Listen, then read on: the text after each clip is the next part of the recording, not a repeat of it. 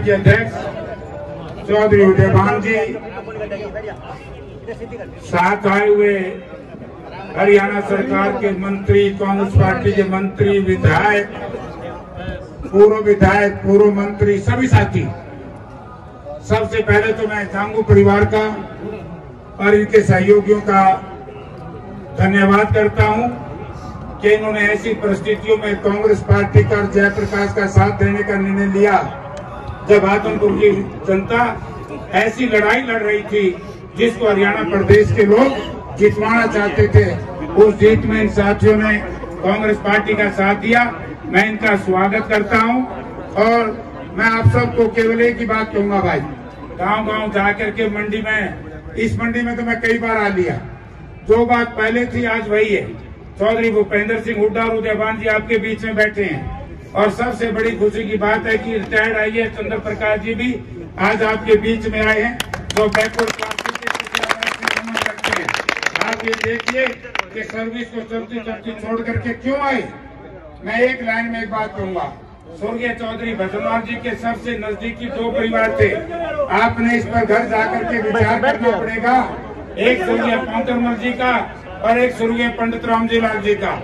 आज दोनों के दोनों परिवार, क्या कारण है, चौधरी भजनलाल जी के स्वर्गवास के बाद दोनों के दोनों परिवार आज चौधरी भूपेंद्र सिंह हुड्डा के कांग्रेस पार्टी के साथ हैं। तो आपने विचार करना पड़ेगा कि ये परिवार क्यों उस परिवार को छोड़ करके आया।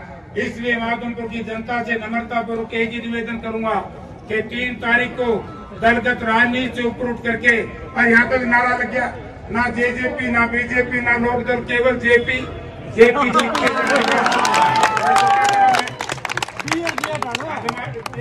हटाना है तो काम कर गया भाई। मैं तो एक बात कहूँ, आप सब साथी जो आदमपुर की मंडी के लोगों से कहना चाहूंगा, हुड्डा साहब, मैं 3-4 दिन से इस मंडी में सुबह आता हूँ। मंडी का हर व्यापारी भाई इस सरकार से दुखी और परेशान है। मैं आपसे एक ही निवेदन करना चाहूंगा कि यहाँ एक तो इन आड़तियों को मैं तो थोड़ा बोलूंगा, ये आड़ती बड़े परेशान है जी। आप इनको ये बताओ जी, आगे पुराना सिस्टम चालू कर दियो। 6 महीने मनोहर लाल जी तो इनकी हाजिरी निभावा जैसे पीसी की थाना निभाई जावे है। और दूसरा सर, इस मंडी की बड़ी बुरी हालत है। यहाँ 4-4 अरबे ला करके लोगों ने अपनी दुकानें बचाई हैं, करोड़ों रुपए का नुकसान हुआ है। मैं अपनी एक और समझ में लाना चाहता हूँ कि यहाँ पर 4 महीने तक लगातार, चाहे कोई कॉलोनी हो, चाहे भातू कॉलोनी हो, चाहे हाउसिंग बोर्ड की कॉलोनी हो, चाहे लाइन पार्क का इलाका हो, पानी मिला तो सर काला पानी मिला। आजादी के बाद यदि काले पानी की सजा कहीं होती है तो आदमपुर इलाका, आदमपुर शहर में होती है। तो जब आप चीफ मिनिस्टर बनोगे तो आप इस मंडी को, इस इलाके को एक ही बात चाहते हैं कि हुड्डा साहब ने 10 साल में अच्छे काम किए। जिस साइड के सामने आप बैठे, साइड भी टूटा फूटा आपने मिला था, आपने उस वक्त बनाया था। इस इलाके में आपने मॉडर्न विलेज भी बनाए 2, बाढ़समंद और चूड़ी कला, 17 वाटर वर्क्स बनाए, सड़कें बनाई, हजारों बच्चों को रोजगार दिया। आज आपके मुखारबिन से लोग चाहते हैं कि जब आपकी सरकार बनेगी आदमपुर को आप अगली पंक्ति में रखने का काम करेंगे, क्योंकि ये लोग 26 साल से परिवार विशेष की वजह से ये शोषित हैं, पीड़ित हैं, राजनीतिक रुखेपन का सामना करना पड़ता है। यह आदमपुर की बदहाली को खुशहाली में लाने का आप काम करेंगे।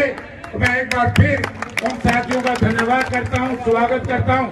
और सर, गांव-गांव में सैकड़ों हजारों की तादाद में जब हम जाते हैं, चौधरी उदयभान जी जाते हैं, दीपेंद्र सिंह हुड्डा जी जाते हैं, मेंबर पार्लियामेंट, लोग दूसरी पार्टियों को छोड़ करके जाते हैं। और ये पहला मौका है सर जब एससी और बीसी ने एक बार फिर कांग्रेस पार्टी का साथ देने का निर्णय लिया है, जिसकी वजह से हवा आदमपुर से चली हुआ पूरे हरियाणा प्रदेश में तूफान धारण कर देगी। और 2022 में कांग्रेस पार्टी आदमपुर से जीतेगी और ये 24 का शिलान्यास होगा। 90 की 90 सीट आप जीत करके आओगे। आपका बहुत बहुत धन्यवाद।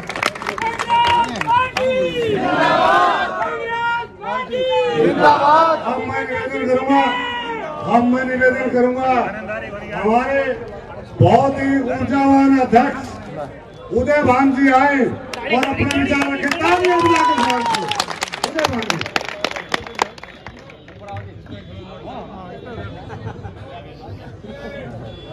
जी जन जन की आशा और विश्वास के प्रति हमारे प्रदेश के भावी मुख्यमंत्री परम आदरणीय चौधरी भूपेंद्र सिंह हुड्डा जी,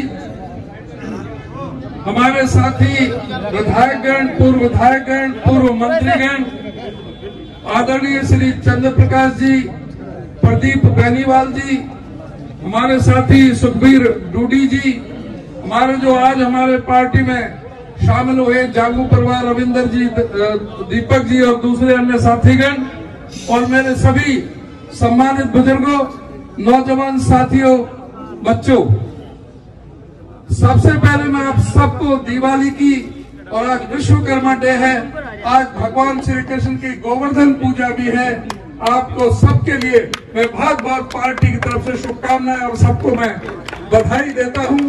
आप सबके परिवारों में नई नई खुशियां आए, हर तरह की आप तरक्की आपके जीवन में, सारे परिवार में आपके तरक्की आए, ऐसी मैं प्रभु से कामना करता हूं।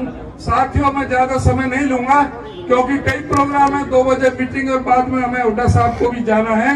मैं केवल ये कहना चाहूंगा, आज न्याय की तराजू आपके हाथ में है।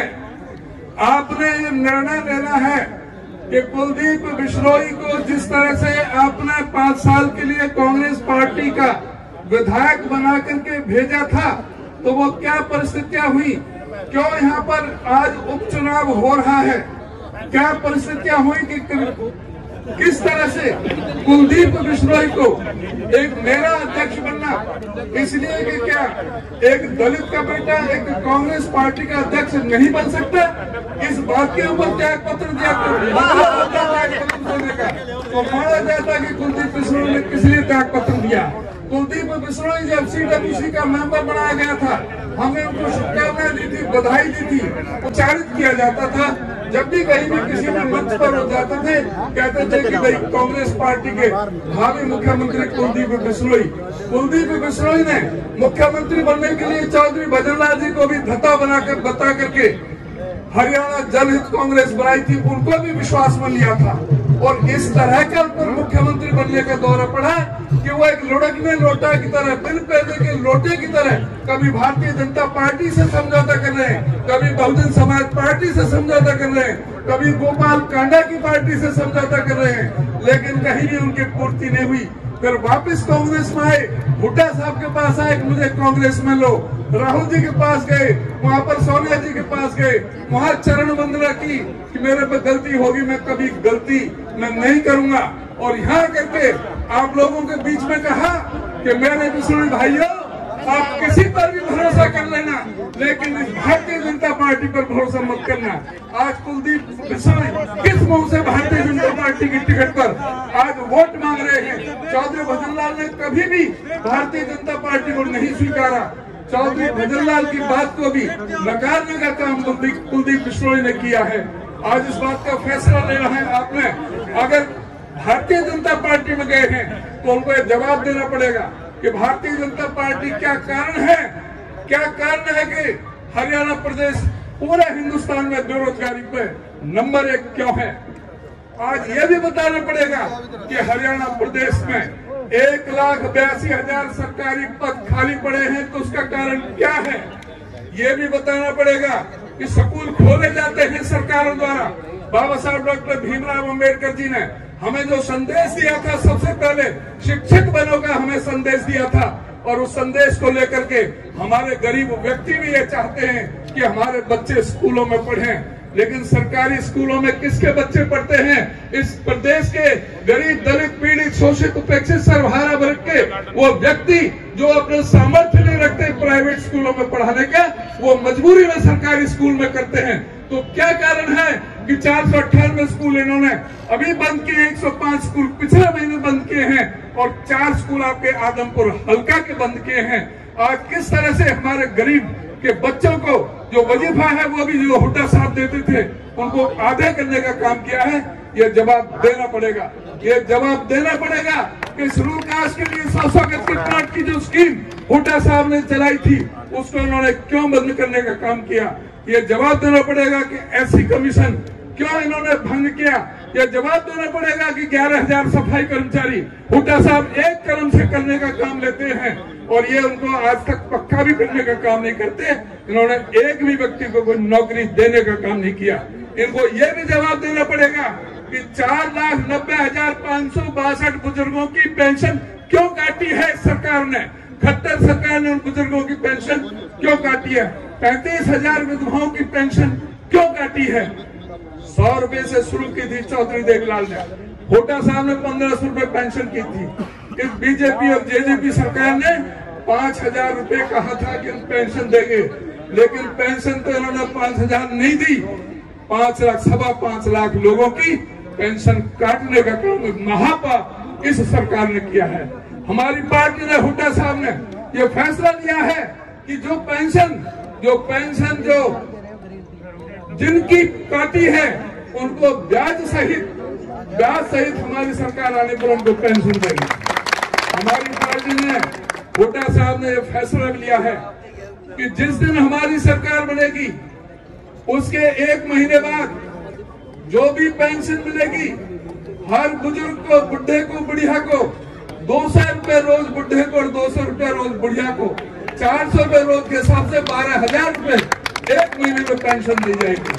हमारी पार्टी ने यह भी फैसला लिया है कि एससी कमीशन को पुनर्गठित किया जाएगा।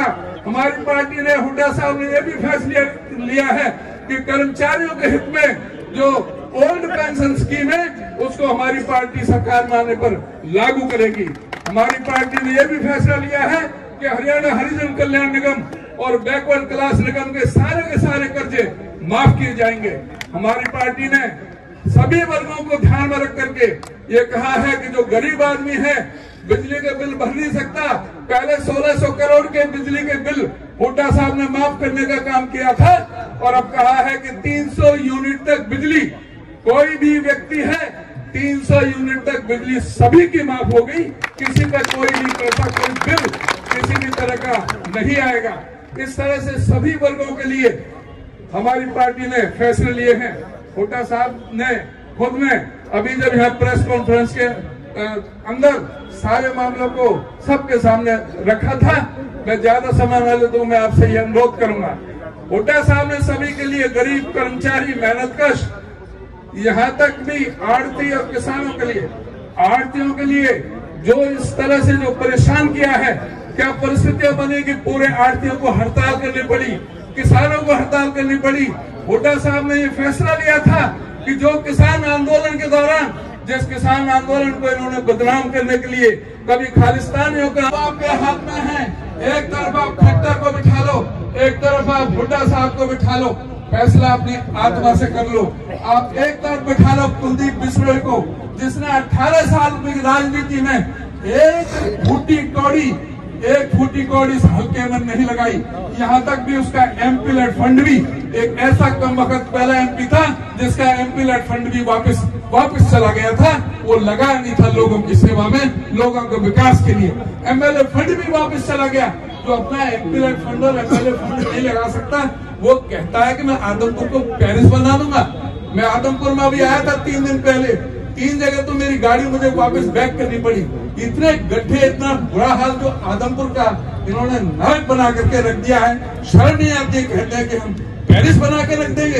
ये पेरिस नहीं, ये आदमपुर की जनता के साथ बार बार खिलवाड़ करने का काम किया है। कुलदीप बिश्नोई में हिम्मत है तो आकर के कहे कि मैंने 18 साल की राजनीति में, भूल जाए चौधरी भजनलाल के नाम को बहुत बुला लिया, चौधरी भजनलाल के नाम से वोट भी हर बार। सबसे तो पहले भाई सारे भाइयों को, बहनों को मेरी दिवाली की राम राम। बात तो सारी हमारे में से सुने उन्होंने कह दी और सबको मालूम। आज चाहे किसान है, चाहे मजदूर है, चाहे व्यापारी है, चाहे कर्मचारी, चाहे शहरी है, चाहे ग्रामीण है, चाहे बैकवर्ड कास्ट से है, चाहे दलित है, सब इस सरकार ने परेशान कर रखे। इनका क्या काम है? काम ये है इनका, जैसे बताया, अब मास्टर भर्ती करने नहीं, ऐसा हरियाणा बना दिया। स्कूलों में जाओ तो मास्टर नहीं, अस्पताल में जाओ तो डॉक्टर नहीं, दफ्तर में जाओ तो कर्मचारी नहीं। ऐसा हरियाणा बना दिया। जब ये देखते मास्टर को भर्ती करने नहीं तो क्या करेंगे, स्कूल बंद कर दो। 5000 स्कूल बंद कर दिए हरियाणा में, 5000 हमने बनाए और इनने बंद किए। कहाँ जाएंगे हमारे बच्चे? लड़कियों को 10-10 किलोमीटर जाके जाओ ये। और इसी प्रकार से गरीब आदमी बच्चों के वजीफे, जो शेड्यूल कास्ट शेड्यूल ट्राइब के 1,38,000 बच्चों को हम वजीफा देते थे, बैकवर्ड कास्ट को भी देते थे, बैकवर्ड कास्ट को। आज क्या हो गया, तो घट के 50,000 मिले। अरे जनसंख्या तो बड़ी है, वजीफे के नंबर घटे।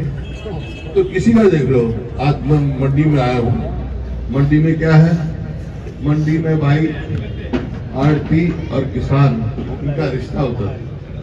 आड़ती दिन रात कभी किसान को कोई काम पड़ता मदद करता था, और सरकार को जो है जो खरीद करते थे एमएसपी पे, उस पर कमीशन देना पड़ता था। तो कमीशन तो देना नहीं, क्योंकि आड़ती नंबरदारों की तनख्वाह तो बढ़ानी नहीं, तो नंबरदारी खत्म कर दो। ये तो ऐसे काम कर रहे हैं भाई, क्या करोगे फिर? आपके सामने है। बुजुर्गों को पेंशन देनी नहीं, तो पेंशन काट दो, 5 लाख पेंशन काट दी हमने दी। अरे पेंशन काट दी, विधवाओं की काट दी। तो ये ऐसी भ्रष्टाचार में पूछो मत। आदमपुर में पहले भी आया हूँ, और मेरे समय में मैं बड़ा हैरान हुआ। यहाँ कम्युनिटी सेंटर बनाया था मंडी में, आज क्या हालत है उसकी? सफाई भी नहीं करते। सड़क तो छोड़ो, एक कम्युनिटी सेंटर की सफाई नहीं करते, सड़क टूटी पड़ी है। ये 8 साल हो गए सरकार को। हमारे टाइम को याद करो, किसान को अच्छा भाव मिलता, गरीब आदमी को उसका बच्चों को स्कॉलरशिप मिलता था, आड़तियों और किसान का प्रेम था। आज ना तो आपस में भाईचारा किसी का छुड़ाएंगे, तो इनसे भाई पीछा छुड़ा लो। और पीछा छुड़ाने में सबसे पहला नाम जो है उसमें रजिस्टर में आदमपुर का लिखवा लो। ठीक है ना भाई? देखो, बहुत हमारा उम्मीदवार है, बहुत मजबूत है। हमारे साथ एमपी भी रहा है यहाँ से। ये मैंने देखा इनको जब संसद में बोलते थे पार्लियामेंट में, तो पार्लियामेंट गूंजती थी, हाँ भाई जयप्रकाश बोल रहे हैं। इसके बाद एक तो कोई बोले ही नहीं। एमएलए देखा मैंने, एमएलए बोलते हुए देखा। जयप्रकाश को जब ये खड़ा होता था, चाहे यूं खड़ा होता बोलता था, तो पता लगता था भाई यहाँ कोई बोल रहा है, एमएलए है, लोगों का नुमाइंदा बोल रहा है, लोगों की बात कर रहा है। तो ऐसा नुमाइंदा जो है आपके पास होगा तो आपके काम कोई नहीं रोक सकता।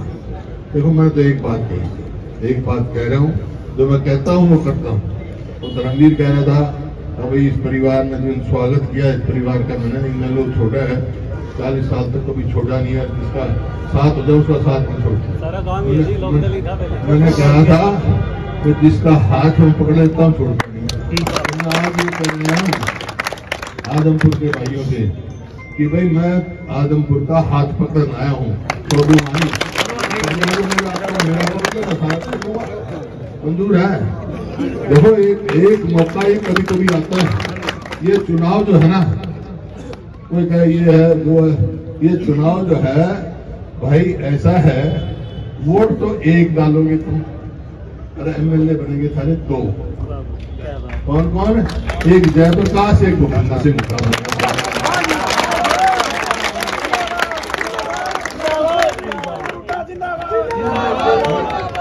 तो मेरा काम भी साथ है, दूर का नहीं हूँ मैं, मेरा आधा परिवार तो वही है। तो भाई यही कहने आया हूँ मैं। तो आज 36 बरादरी बैठी है भाई, आज मेरे आए हुए की कम इज्जत रखो, सारी मंजूर होता है। 7 दिन चुनाव हो रहे हैं, 6-7 दिन एक काम करना है, आराम नहीं करना, क्योंकि बहुत सारे कोशिशें होंगी। तो क्या करना है? जागू रहो, लागू रहो। ये बात मंजूर है? बस लागू रहो, लागू रहो। ये बहुत बहुत धन्यवाद भाई। इस परिवार का स्वागत करता हूँ।